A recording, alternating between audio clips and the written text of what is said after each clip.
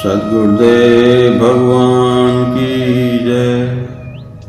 भगवान मनुष्य के भोजन, कर्म और उसके नैतिक परिणामों के बीच संबंध को बताते हुए कहते हैं कि जो सज्जन पुरुष यज्ञ के बाद बचे हुए अन्न को ग्रहण करता है वह सभी पापों से मुक्त हो जाता है।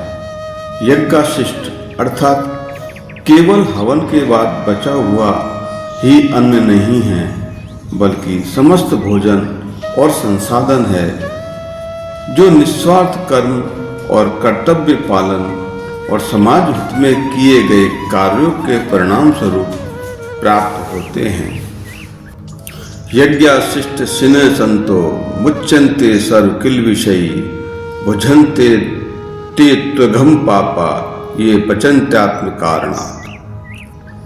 जब मनुष्य अपने कर्मों को निस्वार्थ भाव से दूसरों के कल्याण के लिए करता है तथा उस कर्म के फल को प्रसाद के रूप में स्वीकार करता है तो उसका मन शुद्ध हो जाता है और वह कर्म बंधनों से तथा पापों से मुक्त हो जाता है। ऐसा व्यक्ति अपने जीवन को एक उच्च नैतिक और आध्यात्मिक स्तर पर जीता है, क्योंकि वह प्रत्येक कार्य को ईश्वर को समर्पित मानता है। इसके विपरीत जो अपने कर्म तथा संसाधनों का उपयोग केवल व्यक्तिगत सुख व स्वार्थ के लिए करता है वे वास्तव में पाप का ही भोग करते हैं। पाप केवल धार्मिक अपराध ही नहीं है, बल्कि यह मानसिक और आध्यात्मिक अशुद्धि है जो स्वार्थ, लोभ और अहंकार से उत्पन्न होती है। ऐसा व्यक्ति सृष्टि संतुलन को नहीं समझता और केवल उपभोग में ही लगा रहता है, जिससे उसका जीवन असंतुलित और अशांत हो जाता है।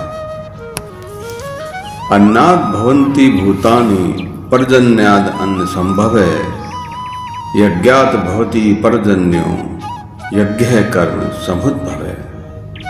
भगवान कहते हैं कि जीवन एक व्यवस्थित और परस्पर जुड़े हुए चक्र पर आधारित है।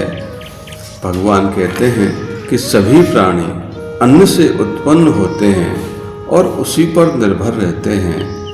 अन्न ही जीवन का मूल आधार है, क्योंकि बिना अन्न के कोई भी प्राणी जीवित नहीं रह सकता है। और यह अन्न वर्षा से उत्पन्न होता है तथा वर्षा यज्ञ से उत्पन्न होती है। यज्ञ सिर्फ धार्मिक अनुष्ठान ही नहीं है, यह निस्वार्थ कर्म है जो प्रकृति व समाज के संतुलन को बनाए रखता है। जब मनुष्य अपने कर्तव्यों का धर्मपूर्वक पालन करता है, पर्यावरण की रक्षा करता है, तब प्रकृति संतुलित रहती है और समय पर वर्षा होती है। यज्ञ स्वयं कर्म से उत्पन्न होता है। जब मनुष्य अपने कर्मों को यज्ञ भावना से करता है तभी यह चक्र पूरा होता है। शेष अगले भाग में। जय श्री कृष्ण।